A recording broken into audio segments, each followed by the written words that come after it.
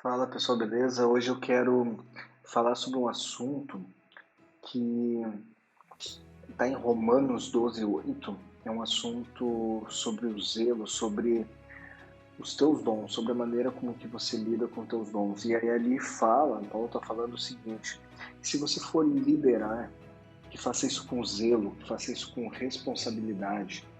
Então, a gente pode ver que se o seu dom é liderar, que seja feito com zelo. O que é o zelo? De fato, o que vem a ser esse cuidado, né? Então, o zelo nada mais é do que ter um grande cuidado, ter uma enorme preocupação. Com quem?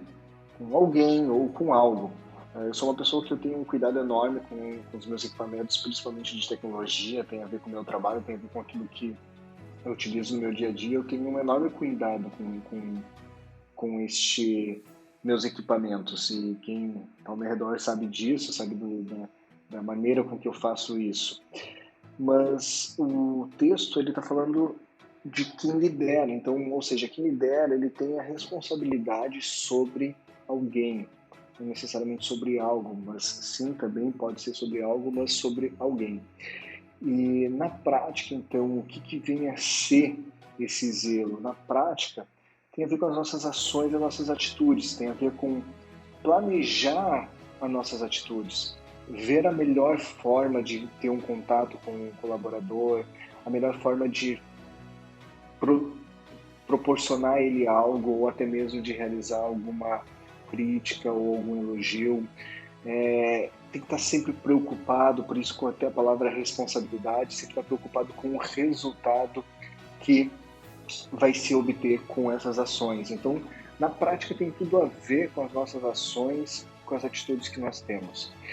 E eu quis trazer alguns exemplos, e eu trouxe dois exemplos, o exemplo de tratar, liderar o zelo, tratativas de erros, mas também em relação a elogios. Então, em tratativa de erros, é errado fazer o quê? É errado somente criticar, apontar, chegar direto tocando no assunto e apontando principalmente para a pessoa e não para a atitude daquela pessoa e não para o que ela está fazendo de errado naquele momento.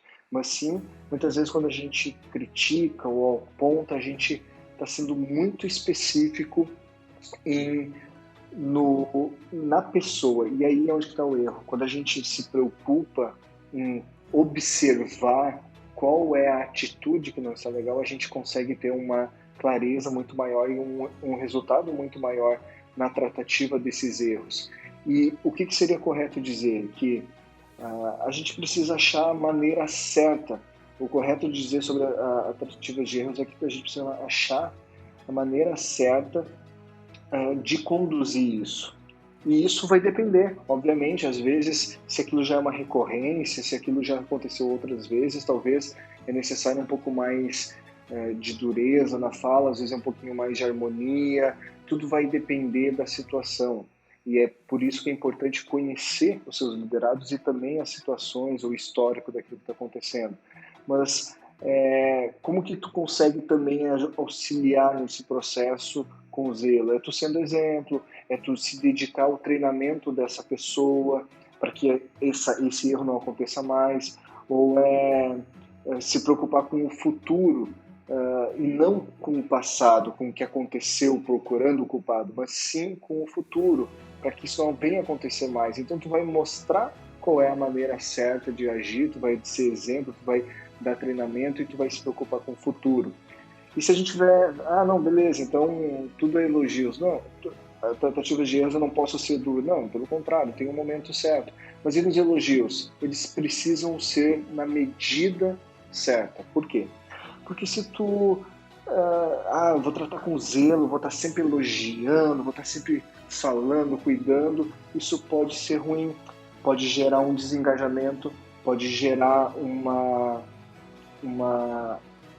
a pessoa pode vir a ter um rendimento muito menor porque achar que chegou no seu ponto máximo, e aí tu acaba atrapalhando o desenvolvimento dessa pessoa.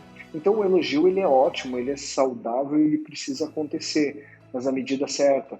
ao ponto de que a pessoa vai entender que aquela atitude que ela teve é merecedora de um elogio e que ela precisa continuar tendo atitudes nesse nível e não que necessariamente a pessoa superou todas as expectativas e agora não precisa fazer mais nada. Então, zelo não é necessariamente só cuidar, mas sim cuidar com responsabilidade. E é um item que eu trouxe aqui sobre a cultura. Por quê? Porque eu acho que a dica que eu posso passar hoje aqui é que crie uma cultura de zelo, crie uma cultura onde você trata com zelo os seus liderados e os seus liderados sabem que pode te tratar com zelo. E entra um item bem interessante, que é o último item que eu coloquei aqui nesse mapa mental, que é necessário estar preparado para receber este cuidado. Por quê? Vamos supor que um colaborador teu percebe algo e quer te passar isso, ele vai te dar um feedback, ele vai falar contigo, e se tu não estiver preparado para ouvir isso, pode ser que a tua atitude seja errada, porque na verdade ele está tendo um cuidado com algo futuro, ele está tendo algo, uma ação, uma consequência que pode se ter, ele está tendo um cuidado talvez por um bom andamento das coisas, e talvez tu, por estar numa posição de liderança, tu acha que isso não está correto. Então, é importante fomentar essa cultura onde o teu liderado pode chegar para ti também e compartilhar algo, te dar um feedback, que vai ser algo construtivo, que ele está visando o bom andamento da empresa, e muitas vezes você não está percebendo isso. Então, cria uma cultura onde seja aberto esse cuidado para ambos os lados. E aí tudo passa também com ser um exemplo, ser uma inspiração. Você precisa fomentar isso e ser isso. Sendo isso, a chance dos seus colaboradores, dos seus liderados, daqueles que estão junto na sua organização, refletirem isso também é muito grande. Os resultados com certeza serão voltados a isso. Então, Romanos 12:8, se tu é um líder, se tu for liderar, que seja com zelo, seja com responsabilidade, com cuidado, pensando no bem-estar e no crescimento e desenvolvimento daqueles que estão contigo. Até mais, um abraço.